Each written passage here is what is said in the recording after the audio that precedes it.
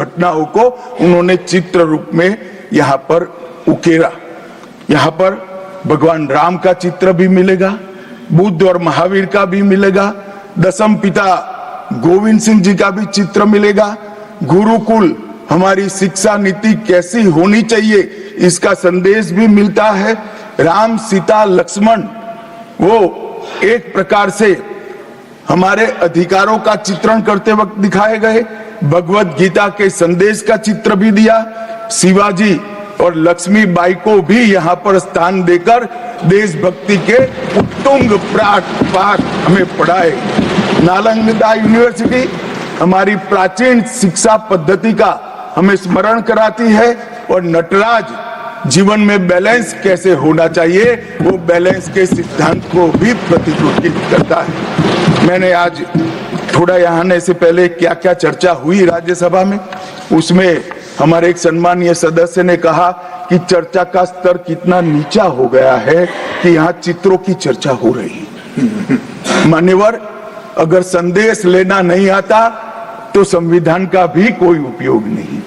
ये सारे जो चित्र लगाए हैं वो हमारे हजारों साल से चलने वाले हमारे राष्ट्र के जीवन को उद्घोषित करने वाले, और कोई ये न समझे कि हमारा संविधान दुनिया के संविधानों की नकल है। हाँ, हमने हर संविधान का अभ्यास जरूर किया है, क्योंकि हमारे यहाँ तो ऋग्वेद में कहा गया हर कोने से हमें अच्छाई प्राप्त हो, शुभ विचार प्राप्त हो और शुभ विचार को स्वीकारने के लिए मेरा मन खुला हो।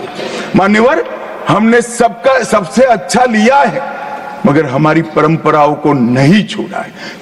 पढ़ने का चश्मा अगर विदेशी है तो संविधान में भारतीयता कभी नहीं दिखाई देती। और मैं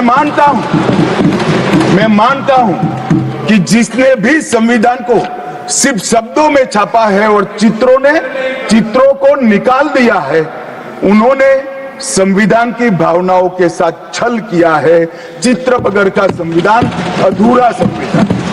मान्यवर, इसके अंदर संविधान सभा में राजेंद्र प्रसाद जी, राजेंद्र बाबू अध्यक्ष बने, डॉक्टर BR आंबेडकर, सरदार पटेल, जवाहरलाल नेहरू, श्रीमान काजू, KT Shah, Iyengar, Maulana Azad, Shyama Prasad Mukherjee, doctor Radhakrishnan, KM Munshi, ऐसे विद्वानों ने अनेक चर्चाओं में हिस्सा लेकर संविधान को समृद्ध और संपूर्ण बनाने का काम किया। परंतु इतना ही नहीं, संविधान सभा के जो सदस्य थे इसके अलावे भी विवेकानंद, महर्षि अरविंद, महात्मा गांधी, गोपाल कृष्ण गोखले, तिलक महाराज, वीर सावरकर, लाला लजपत राय और राष्ट्र, लोकतंत्र और हमारी परंपराओं में उच्च मूल्यों को स्थापित करने वाले हर महापुरुष की भावनाओं का ये महापुरुषों ने उल्लेख कर कोई न कोई सिद्धांत को प्रस्तापित किया है। मान्यवर, जब इतने सारे मनुष्यों का अच्छा विचार जिस संविधान में हो उसको सफल होना ही था।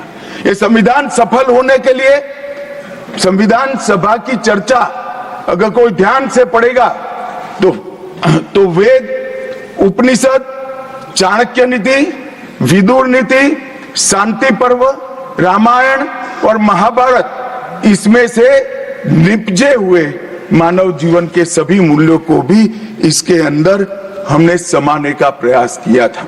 मान्यवर, 75 साल हो गए संविधान को किस प्रकार से हमारे राजनीतिक दलों ने और हमारी पॉलिटिकल पार्टियों के साथ साथ हमारी सरकारों ने भी किस प्रकार से आगे बढ़ाया, इसकी भी चर्चा जरूर होनी चाहिए। मैं मानता हूं ये चर्चा समय उचित होगी। हमारे संविधान की रचना के बाद डॉक्टर आंबेडकर ने बहुत सोच समझकर एक वाक्य किया था। मैं आंबेडकर जी के वाक्य को सदन के सामने प्रस्तुत करना चाहता हूं। कोट, कोई संविधान कितना भी अच्छा हो वह बुरा बन सकता है अगर जिन लोग पर उसको चलाने की जिम्मेदारी है वो अच्छे न हो। उसी तरह से कोई भी संविधान कितना भी बुरा हो वो अच्छा साबित हो सकता है अगर उससे चलाने वालों की भूमिका सकारात्मक और अच्छी हो। ये दोनों घटनाएं मान्यवर हमने हमारे